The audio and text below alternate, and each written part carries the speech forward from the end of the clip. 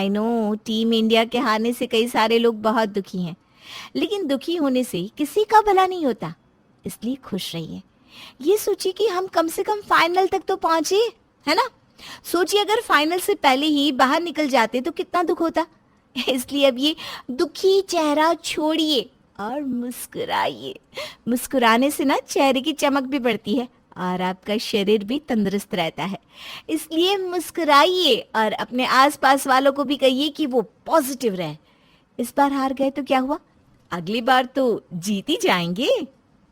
वो सब तो ठीक है पूजा बेटी, लेकिन वर्ल्ड कप अब फिर से 4 साल बाद आएगा। अरे तो क्या हुआ, 4 साल ही तो है।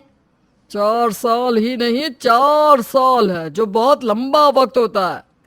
अरे चिल पापा, अगली बार जीत जाएंगे। इस बार सोचिए फाइनल तक तो पहुंचे है ना, अगली बार जीत भी जाएंगे। कभी कभी तो मुझे लगता है कि तुम्हारा इतना पॉजिटिव होना भी हानिकारक है। क्यों? कुछ नहीं, छोड़ो। चलो अब ये सब वीडियो वीडियो छोड़ो और अपनी शादी पे ध्यान दो। अभी खरीदारी भी करनी बाकी है। कोई बात नहीं पापा, सब हो जाएगा। शादी ही तो है, हो जाएगी। हाँ, पर शादी तुम्हारी खुद की है, इसलिए तुम्हें ही सब कुछ करना होगा। चलो अब बहुत सारी तैयारियां करनी बाकी है। पूजा यूट्यूब पे मोटिवेशनल वीडियोस बनाया करती थी और सोच भी काफ़ी पॉजिटिव थी उसकी, लेकिन शायद हद से ज़्यादा ही पॉजिटिव थी, जिस वजह से जिन बातों पे उसे दुखी होना चाहिए उन बातों पर भी हंसती रहती थी। जैसे खुद की विदाई पर वो रोने की बजाय ज्ञान बांट रही थी। पूजा की विदाई हो रही है, उसके माता पिता और बाकी सब रोए जा रहे हैं। तेरी बहुत याद आएगी बेटा, तू जहाँ रहना खुश रहना। ओ बेटा, तुझ में तो हमारी जान बसती है। अरे मम्मी आप क्यों रो रही हैं? मैं तो वैसे भी बहुत खुश हूँ और मुझे पता भी है कि आप भी मेरे जाने से खुशी रहेंगी। आप तो कहती थी तू किसी काम की नहीं है, तू जाएगी तो मेरा काम कम हो जाएगा, इसलिए रोइए मत ना, उल्टा खुश होइए कि फाइनली फाइनली फाइनली मैं जा रही हूँ। अब आपको फ्री का ज्ञान नहीं सुनना पड़ेगा ना।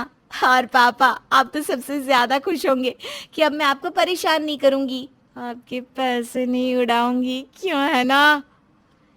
ये लड़की अपनी विदाई पर भी हंस रही है और इसे देखकर लोग सोच रहे हैं कि अब क्या कर सकते हैं इसका।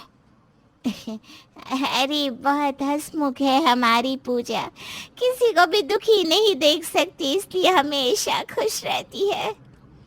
हाँ, आपके घर में तो रौनक लगा देगी। बहुत ही सकारात्मक सोच है इसकी। ये तो बहुत अच्छी बात है। बहू, बेटा अगर मम्मी पापा से मिलना हो गया हो तो घर चले। हाँ चलिए ना, मैं तो कब से तैयार हूँ अपने ससुराल जाने के लिए। आकाश बेटा, पूजा का ध्यान रखना। जी पापा।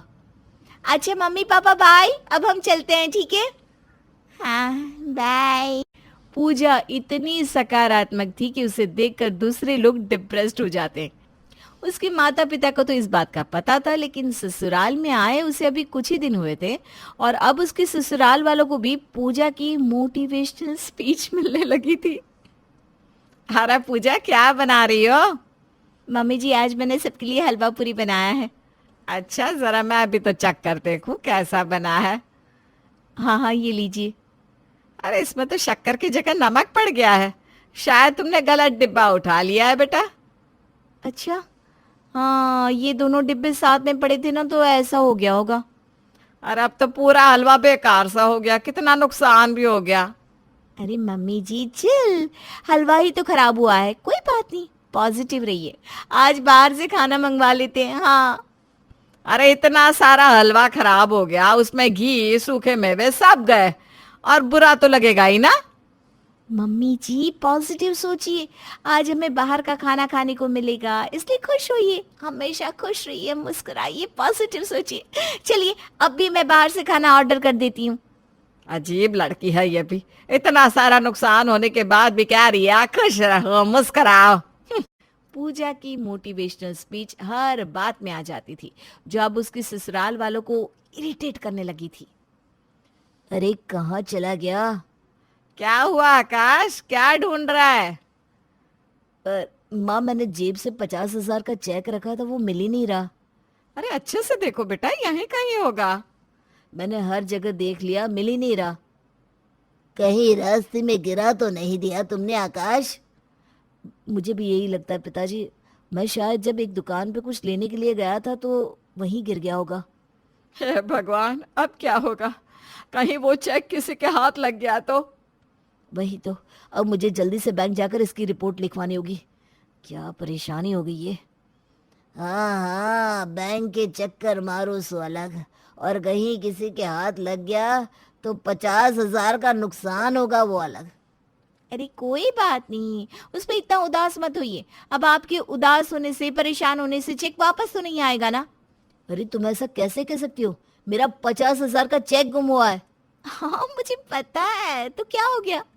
इस तरह चिंता करने से कुछ बदल तो नहीं जाएगा ना? इसलिए खुश रहो, मुस्कुराओ, हंसते रहो। बहू, एक बात पूछूं? हाँ हाँ पूछिए ना मम्मी जी। बचपन में तुम्हारे सर पर चोट लगी थी क्या, जो तुम्हारी ये हालत हो गई है? सर पे चोट? क्यों? नहीं तो क्या हुआ? अरे तुम मोटिवेशनल बहू को छोड़ो और सबसे पहले जाकर बैंक में जाकर रिक्वेस्ट डालो उस चेक को कैंसिल करने की। हाँ पापा, मैं अभी जाता हूँ। आकाश, रिमेम्बर, स्माइल। हे भगवान, कौन सी जड़ी बूटी से बनाया है इसे? आकाश, तुम जाओ बैंक, और पूजा तुम ना मोटिवेशनल वीडियो बनाओ, जाओ। ओके मम्मी जी। पूजा का हद से ज्यादा खुश रहना, सबको मोटिवेट करते रहना अब सर के ऊपर जाने लगा था। और पानी सर के ऊपर तब चला गया जब उसके ससुराल वाले एक रिश्तेदार की मैयत में पहुंचे थे। अरे आंटी जी, आप इतना क्यों रो रही हैं? अंकल जी तो अच्छे से मरे हैं ना। अब उनकी उम्र भी तो हो चली थी, और मैंने तो सुना है कि वो अच्छे से खा पी कर मरे हैं। गोवा भी गए थे ना अगले महीने। पूजा चुप करो बहू, दुख तो होता ही है ना घर के सदस्य जाने का, सबको रोना आता है। अरे आंटी जी, अब ये सोचिए, अंकल जी के जाने के बाद आप भी तो आजाद हो गई। अब आप जो मर्जी कर सकती हैं। पहले तो वो आपको रोकते थे, टोकते थे, है ना? पॉजिटिव सोचिए आंटी जी, खुश होइए, मुस्कुराइए।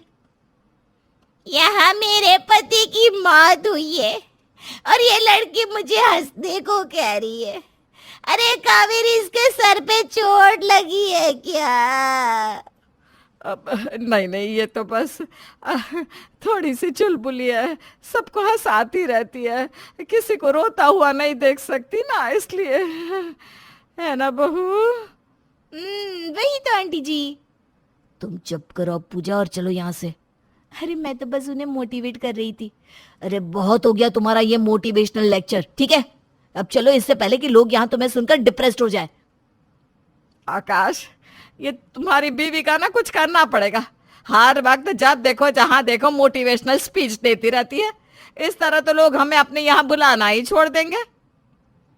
इसका मोटिवेशन का भूत तब उतरेगा जब इसके साथ कुछ ट्रेजिक होगा। लेकिन क्या, ये तो हर बात में हंसती रहती है। और नहीं तो क्या, ये तो अपनी विदाई पर भी नहीं रोई थी। कुछ ना कुछ तो सोचना ही पड़ेगा, वरना इसका मोटिवेशन हम सबको रुला देगा। अरे कौन रो रहा है? कोई नहीं, कोई नहीं। कोई नहीं। पूजा को कैसे इस अवतार से बाहर लाया जाए, उसका पूरा ससुराल इसी सोच में लगा हुआ था, लेकिन उन्हें कुछ सूझ नहीं रहा था। अरे मम्मी जी, कुछ खाने को है क्या? मुझे कुछ मिल ही नहीं रहा। नहीं बहू, तुम आज कुछ नहीं खा सकती। हमारे यहाँ एक रिवाज है कि पूनम के 2 दिन तक घर की बहू उपवास करती है। क्यों उपवास करना है? अरे तुम सबकी मदद करती रहती हो ना, खुश करती हो सबको, तो हमारे यहाँ रिवाज है कि बहू अगर कोई अच्छा कर्म करती है तो उसे उपवास रखकर ईश्वर का शुक्रिया करना होता है। अच्छा ठीक है फिर। पर ध्यान रहे, इस उपवास में कुछ भी नहीं खाना, सिर्फ पानी पी सकती हो। और आगे से जब भी अच्छा काम करोगी ना तो उपवास रखना, ठीक है बेटा? है? ठीक है। आकाश, चलो आ जाओ, मैंने आज आलू के पराठे बनाए हैं मक्खन के साथ। पूजा खाने को इस तरह देख रही थी जिस तरह कोई प्यासा कुएं को देखता है। उसने पूरा दिन कुछ नहीं खाया और उसे बहुत ज्यादा भूख भी लगने लगी थी।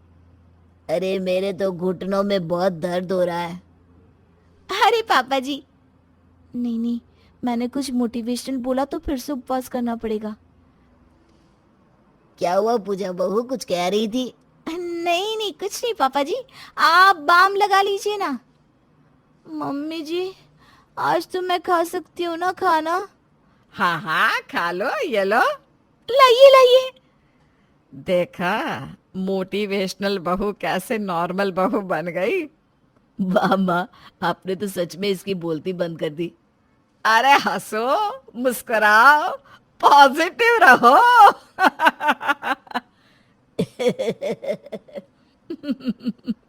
नैना बहुत ही समझदार और होशियार लड़की थी। वो मयंक के साथ एक ही कॉलेज में पढ़ती थी।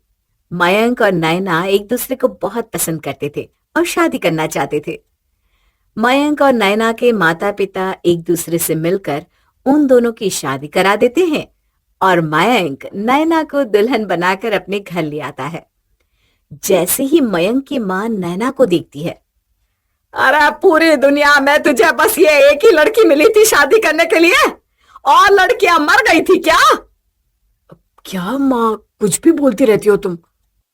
नैना को माँ की बात सुनकर बड़ा अजीब लगता है। मुझे नहीं पता था कि तुम्हारी माँ मुझे पसंद नहीं करती। ये बात तुमने मुझे पहले क्यों नहीं बताई? नहीं तो मैं तुमसे कभी शादी ना करती। देखो, माँ की बातों का बुरा मत मानो। वो चाहे जैसी भी हो पर दिल की बहुत अच्छी है।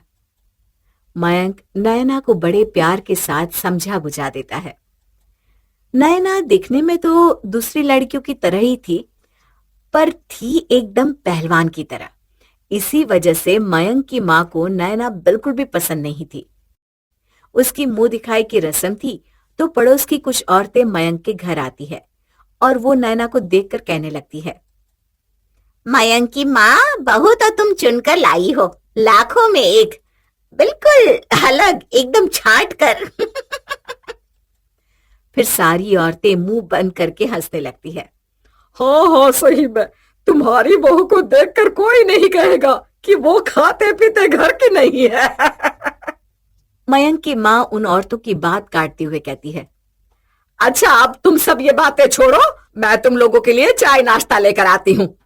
मयंक की माँ, हम खूब समझते हैं, चाय नाश्ता तो हमारी बात काटने का बहाना है। अरे नहीं नहीं, ऐसी कोई बात नहीं है।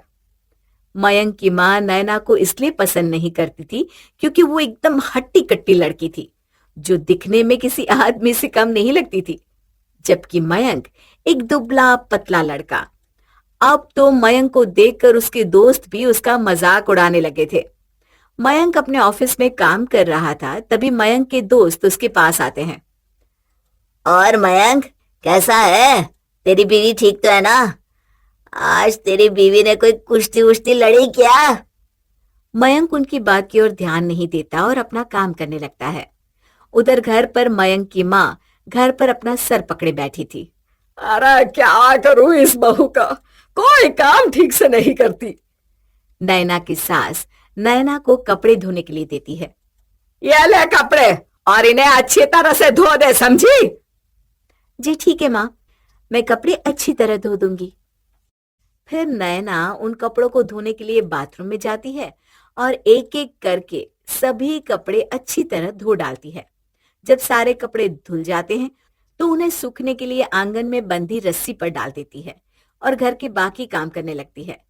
फिर कुछ देर बाद जब कपड़े सूख जाते हैं तो नैना की सास उन्हें उतारने के लिए आंगन में आती है और कपड़े देखकर अपना सर पकड़ लेती है। हे भगवान, इस ताकतवर बहू का क्या करूं मैं? इसने तो एक भी कपड़ा पहनने लायक नहीं छोड़ा। वो नैना को आवाज लगाती है, नैना, अरे ओ नैना। क्या हुआ माँ जी, सब ठीक तो है ना? अरे ये देख कपड़े, अब ये कपड़े ना तो पहनने लायक है और ना ही किसी और काम के। बहू, ये कपड़े हैं, कोई लोहे की सिल्ली नहीं जो तो इन पर अपनी ताकत दिखा रही थी। अरे कितनी बार कहा है काम को काम की तरह कराकर, पर तू है अपनी पूरी ताकत काम पर निकाल देती है, समझती ही नहीं कुछ। क्या करूं तेरा मैं? जैसे ही मयंक आता है, मयंक की मां सारे फटे कपड़े दिखाती है। ये देख, देखिए तेरी लाडली बीवी ने क्या हालत कर दी है इन कपड़ों की। अ, अ, अ, माँ, धीरे धीरे सब सीख जाएगी। अरे तुझसे तो कुछ कहना ही बेकार है, अब पहन ये फटे कपड़े। मयंक की माँ पैर पटकते हुए वहां से चली जाती है। फिर नैना भी रसोई में जाकर खाना बनाने लगती है। खाना बनकर तैयार हो जाता है तो वो अपनी सास और मयंक को खाने के टेबल पर बुलाती है। खाना लग गया है, जल्दी से आकर खाना खा लीजिए, नहीं तो ठंडा हो जाएगा। मयंक और उसकी माँ खाना खा लेते हैं और अपने अपने कमरे में सोने चले जाते हैं। नैना भी रसोई में जाकर खाने के बर्तन धोने लगती है और जैसे ही वो बर्तन धोती है, इसकी ताकत की वजह से बर्तन पिचक जाते हैं। हाय राम, ये क्या, सारे बर्तन पिचक गए। अब तो माँ जी मुझे नहीं छोड़ेंगी। फिर नैना उन बर्तनों को छोड़कर चुपचाप जाकर सो जाती है। अगली सुबह जब मयंक की माँ चाय बनाने के लिए रसोई में जाती है तो बर्तनों को पिचका हुआ देखकर उसका सर चकरा जाता है। ये बहू ने तो सारे बर्तनों का नाश कर दिया। अब तो मयंक की माँ को ये सब सहने की आदत सी पड़ गई थी। एक दिन की बात है, नैना घर का कुछ सामान खरीदने जा रही थी, तभी कुछ गुंडे नैना की सास की गर्दन पर चाकू रख देते हैं। ए बुढ़िया, जितना भी तेरे पास सोना और कीमती सामान है सब निकाल। मैं अपना सामान नहीं दूंगी। ए बुढ़िया, तुझे अपनी जान प्यारी है तो चुपचाप सामान निकाल कर हमें दे दे। बुढ़िया रोते हुए अपने गले से चेन निकालकर गुंडों को देने लगती है। तभी नैना एक जोरदार घूंसा गुंडे के मुंह पर मारती है। हाय रे, मर गया मेरा दांत। तभी दूसरा गुंडा आकर नैना पर जैसे ही हमला करने वाला होता है तो नैना उसे अपने दोनों हाथों से पकड़कर जोर से जमीन पर पटक देती है। ओए ओए ओए, मेरे कमर मर गया रे। यार जल्दी भाग यहाँ से, नहीं तो ये औरत हमें पटक पटक कर मार डालेगी। और फिर जैसे ही वो दोनों गुंडे सारा सामान छोड़कर वहां से 9-2-11 होकर भागने लगते हैं, तभी नैना भागकर उन दोनों को पकड़ लेती है। भागकर कहाँ जाते हो? अभी तो तुम्हें तुम्हारे ससुराल लेकर जाऊंगी मैं। अरे बहन जी, हमें छोड़ दो, हमसे गलती हो गई, हमें माफ कर दो। हम आगे से कभी किसी के साथ ऐसा नहीं करेंगे। गलती तो तुमने की है, अब उसकी सजा भी तुम्हें भुगतनी पड़ेगी। फिर नैना दोनों गुंडों को उनके कॉलर से पकड़ती हुई सीधा पुलिस स्टेशन ले जाती है और उन्हें पुलिस के हवाले कर देती है। मैडम, इन गुंडों को पकड़कर आपने हमारी बहुत मदद की है। हम कब से इन गुंडों को पकड़ने की कोशिश कर रहे थे, पर यह थे कि किसी के पकड़ में आते ही नहीं थे। पर आज इन्हें पकड़कर आपने हमारा काम आसान कर दिया। आपका बहुत बहुत धन्यवाद। सर, ये तो मेरा फर्ज था जो मैं अपने देश के काम आ सकी। नैना की सास पुलिस से नैना की तारीफ सुनकर फूली नहीं समाती। वो नैना को अपने गले लगा लेती है। मैं ही तुझे समझ नहीं पाई, पर आज तेरी ताकत की वजह से मेरी आंखें खुल गई।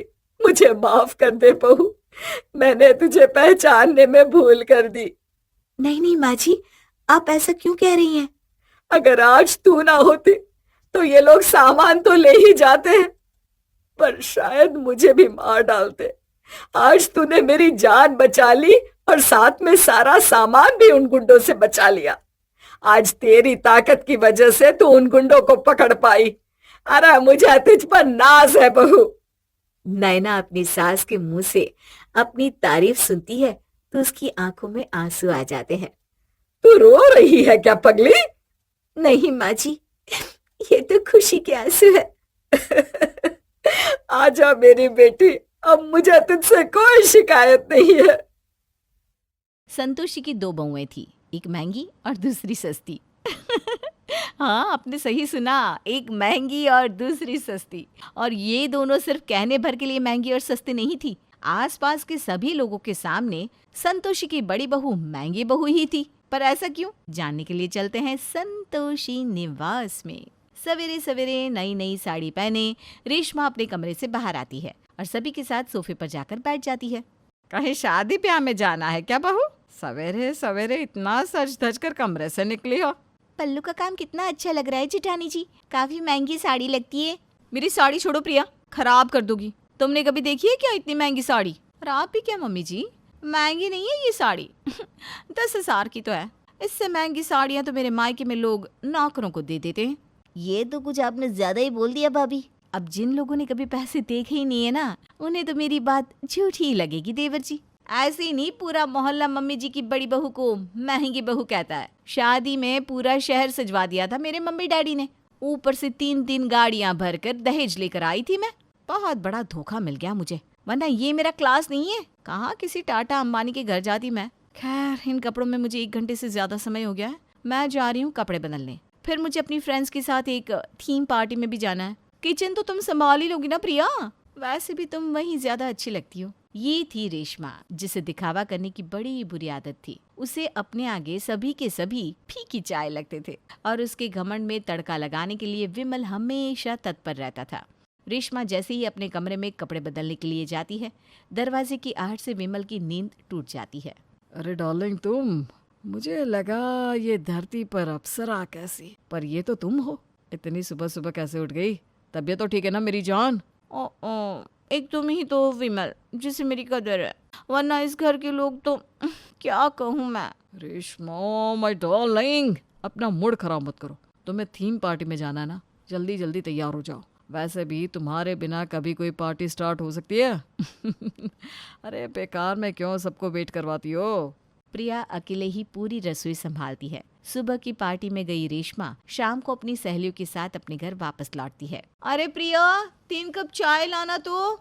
मानना पड़ेगा रेशमा, तेरी देवरानी तो सारा काम अकेले कर लेती है, वरना मैं अपनी रसोई में जरा सी मदद ना करूँ ना, मेरी देवरानी काटने दौड़ती है मुझे। खुशी खुशी नहीं करती, ये सब अपना मतलब है। मैं साड़ियाँ पहनती ही कितनी देर हूँ। देखो एक बार जो साड़ी पहन ली वो दोबारा पहनती नहीं तो छोड़कर इस प्रिया को ही तो देती हूँ। अब मेरे लिए इतना भी काम नहीं करेगी तो कहाँ से मिलेगी मेरी इम्पोर्टेंट ड्रेसेस इसे? ये सारी बातें प्रिया सुन लेती है और इस बार उसका पारा चढ़ जाता है। वो 3 खाली कप के साथ एक रुमाल लाकर रेशमा की सहेलियों के सामने रख देती है। ये आपका रुमाल, जेठानी की आज तक की अपनी उतरन के नाम पर मुझे ये रुमाल ही तो दिया है उन्होंने, जिसे शायद आपका भाई लंदन से लेकर आया था, है ना? क्या बताऊं नेहा दीदी, मैंने अपनी पूरी अलमारी छान मारी, पर जेठानी जी के दिए हुए इस रुमाल के अलावा मुझे तो कुछ नहीं मिला। न जाने भाभी किन साड़ियों की बात कर रही है। ये क्या बदतमीजी है प्रिया? और ये कप खाली क्यों है? मेहमान नवाजी भी भूल गई क्या? याद है मुझे जेठानी जी, सब कुछ याद है, पर कहाँ आपका क्लास, कहाँ मेरा क्लास। इससे अच्छा है कि चाय आप खुद ही बना लीजिए, अपने क्लास वाली। और मैं जा रही हूँ कमरे में, रात का खाना आपको बनाना है ना, ताकि सब बराबर हो जाए। अरे अरे अरे ये क्या हो गया? 10 मिनट तो रेशमा को अभी अभी जो हुआ था उसे समझने में लग गए। आज तक उसकी सारी बातें सुनने वाली प्रिया पहली बार उसे सुना कर गई थी। लगता है मेरी ही नजर लगी तुझे, जो तेरी गाय जैसी देवरानी तुझे सुना कर चली गई। खैर अब हमें चलना चाहिए रेशमा, इससे पहले कि तेरे घर का मसला और बिगड़े। हम चलते हैं, बाद में मिलेंगे। अरे रुक तो, मेरी 5 लाख की पर्स तो देख कर जा नेहा। काफ़ी देर हो गई है यार, मुझे सुबह से निकली हुई हूँ, मेरी सास तो मेरा इंतज़ार कर रही होगी। चलती हूँ रेशमा, वो पर्स कभी और देख लूँगी। वैसे तुझे रात का खाना भी तो बनाना होगा, जा जा खाने की तैयारी कर। प्रिया तो गुस्से में अपने कमरे में चली जाती है और रेशमा को जाना पड़ता है रसोई में।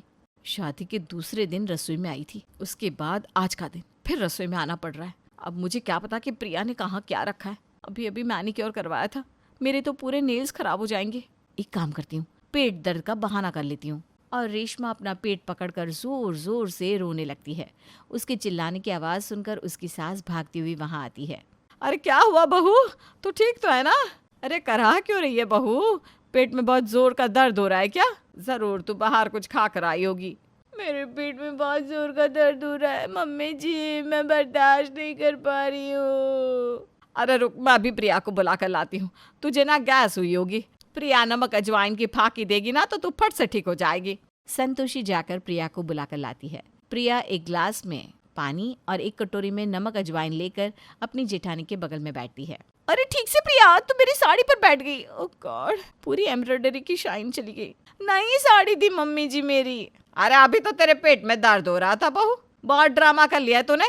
एक तो बेचारी प्रिया तुझे दवाई देने आई और तू अभी भी साड़ी साड़ी कर रही है। देख आज ना मैं साफ साफ कह देती हूँ, इस घर में अगर कभी किसी ने भी रेशमा को छुआ या उसके आसपास भी गए तो उस इंसान का रिश्ता मुझसे हमेशा हमेशा के लिए खत्म हो जाएगा। तू सोने की बनी है ना, जो तेरी देवरानी के छूते ही तेरा सोना झड़ जाएगा। जा, अब से कोई नहीं आएगा तेरे करीब। ये तो अच्छा ही हो गया, थैंक यू मम्मी जी। इस तरह कुछ दिन बीत जाते हैं। रेशमा तो इस बात से बड़ी खुश थी। वो आए दिन अपनी सहेलियों के साथ घूमती और सभी के सामने अपनी महंगी महंगी चीजों का दिखावा करती। ऐसे ही एक दिन बॉडी लोशन फेस पैक लगाकर छत पर जाती हुई कहती है, बॉडी लोशन की शीशी मैं नीचे छोड़कर जा रही हूँ, अब कोई मेरी गैर मौजूदगी में उसे लगा मत लेना, काफी महंगी वाली है। रेशमा जब छत से नीचे उतर रही थी तो उतरते वक्त उसका पैर फिसल जाता है और हर बार चोट का नाटक करने वाली रेशमा को सच में चोट लग जाती है। मेरी कमर, देवर जी, प्रिया, कोई आओ, मुझे उठाओ, मेरी कमर। रेशमा की चीख सुनकर सभी भागते हुए वहां आते हैं, पर कोई उसे नहीं छूता और सभी के सभी दूर खड़े हो जाते हैं। नहीं भाभी जी, हम आपकी मदद नहीं कर सकते। आपकी इतनी महंगी साड़ी है, साड़ी खराब हो गई तो। और ऊपर से आपने इतना महंगा लोशन जो लगवाया है, वो लोशन उतर जाएगा ना हमारे छूने से जेठानी जी। अरे आग लगे लोशन को, शरीर ही नहीं रहेगा तो काहे का लोशन, काहे की साड़ी। मैं तो आपको उठा भी नहीं सकता भाभी, मुझे माफ कर दीजिए। मम्मी जी कहिए ना इन लोगों को, हो गई मुझसे गलती। अब अगर मुझे कोई छुएगा ही नहीं तो मैं यहीं गिरी पड़ी रह जाऊंगी। मुझे एहसास हो गया कि ये दिखावा तब तक ही अच्छा लगता है जब तक आप स्वस्थ हो। बुरे वक्त में तो घर वाले ही काम आते हैं। जाओ बच्चों, उठाओ उसे, अब उसकी अकल ठिकाने आ गई है। आज के बाद वो कभी दिखावा नहीं कर पाएगी। और होता भी ऐसा ही है। इस बार वक्त रेशमा को ऐसा तमाचा मारता है कि रेशमा की सारी अकल ठिकाने आ जाती है। महंगा सस्ता करने वाली रेशमा प्रिया और गौतम की मदद से उठाई जाती है। रुक क्यों गई प्रिया? भाभी का कमरा अभी तक आया नहीं है, ये तो हमारा कमरा है। भाभी तो अपने महंगे बिस्तर पर ही सोती हैं। मेरा कमरा काफी दूर है देवर जी, मैं आपके कमरे में ही सो जाऊंगी। अब से आप लोग मेरे कमरे में सो जाइए। अब ये तुम्हारी महंगी भाभी नहीं रही गौतम। हाँ प्रिया, और अब से तुझे मेरी जो भी साड़ियाँ पहननी हो ना, पहन लेना। लगता है मेरे घमंड का ही नतीजा ऐसा मिला है मुझे। न जाने अब कितने दिनों तक मैं चल भी नहीं पाऊंगी। सस्ते वाले तेल से ऐसी मालिश करूंगी ना जेठानी जी कि 2 दिन में खड़ी हो जाएंगी आप। महंगी महंगी जेठानी जी को आखिर में सस्ते नुस्खे ही बचाएंगे। इस दिन के बाद रेशमा को ऐसी अकल आती है कि वो प्रिया को कभी नीचा नहीं दिखाती और उसके साथ बहन की तरह रहने लग जाती है।